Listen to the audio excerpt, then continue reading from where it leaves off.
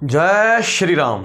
उम्मीद करता हूँ आप सब बहुत अच्छे होंगे, आपकी पढ़ाइयाँ बेहतर चल रही होंगी। लेकिन अगर आप इस वीडियो में आए हो, इसका मतलब पढ़ाई बेहतर नहीं चल रही है, या फिर अगर चल भी रही है तो आप अपने फिक्स्ड मार्क्स का एक परसेंटेज या फिर एक अमाउंट उसको बनाकर रखना चाहते हो। आप चाहते हो कि आपके इतने मार्क्स तो एग्जाम में आए ही आए, डेफिनेटली आए। उसका इस वीडियो में पूरा जुगाड़ है, डेफिनेटली है। थंबनेल बिल्कुल सही है, आप सही वीडियो पर आए। देखिए क्या कहना है मेरा।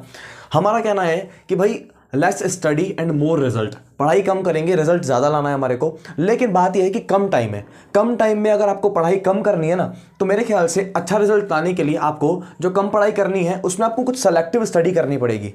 समझ रहे हो? कुछ ना कुछ टॉपिक सेलेक्टिव होगा जिसको चुना आपने कि हाँ ये पढ़ना चाहिए, ये एग्जाम में रेलेवेंट है, ये एग्जाम के लिए काम का है, इसका वेटेज थोड़ा ज़्यादा है, इस तरीके से। अब बात करें अगर हम कि पढ़ाई कम करनी है तो ज़्यादा वेटेज वाले टॉपिक लेकर अपने ब्रेन को लोड क्यों दें।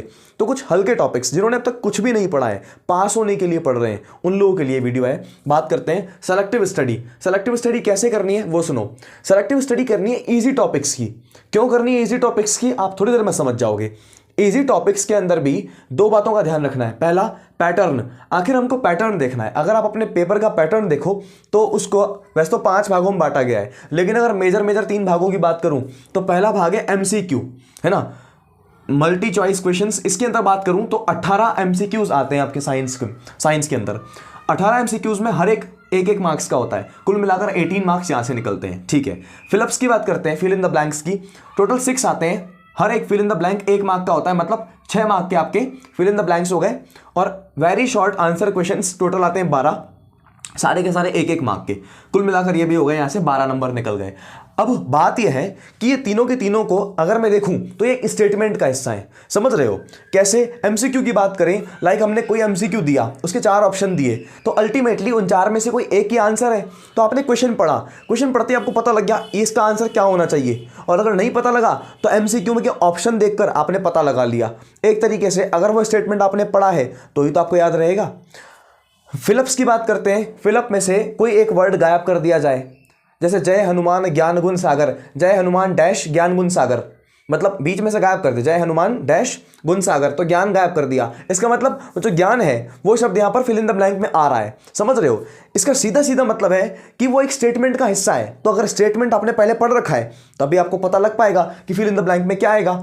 तो वेरी शॉर्ट आंसर क्वेश्चंस में क्या है? वेरी शॉर्ट आंसर क्वेश्चंस की बात करें तो यहां पर हो सकता है कि आपको अपने पूरे क्वेश्चन का जवाब एक शब्द में देना हो, या फिर हो सकता है कोई फुल फॉर्म पूछी गई हो और फुल फॉर्म का आपको छोटा सा जवाब लिखना हो, है ना। तो ये तीनों के तीनों स्टेटमेंट बेस्ड क्वेश्चंस हैं। अब बात करें एनसीईआरटी के अंदर स्टेटमेंट्स की कोई कमी नहीं है, लेकिन स्टेटमेंट भी तरह तरह के हैं। तुम्हारे हर एक स्टेटमेंट का एक वे है। अब वो वे हम आपके लिए लेक्चर्स की एक सीरीज के थ्रू लाने वाले हैं। ये सीरीज बहुत छोटी हुआ करेगी, लेकिन इस सीरीज में काफी ज्यादा तगड़ा मामला सेट रहेगा। क्यों? क्योंकि इन तीनों को जोड़ने पर जो 36 मार्क्स आ रहे हैं, ये 36 के 36 स्टेटमेंट वाइज्ड टॉपिक से आ रहे हैं। तो स्टेटमेंट्स के लिए एनसीईआरटी फैक्ट्स, क्योंकि स्टेटमेंट और कुछ नहीं है बल्कि एनसीईआरटी का एक फैक्ट है।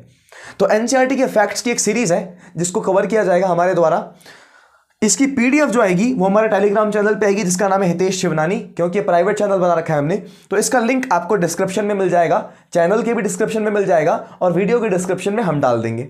ठीक है, चलिए अब मुलाकात होगी अपने एनसीईआरटी फैक्ट्स सीरीज के लेक्चर नंबर 1 के साथ। जय श्री राम।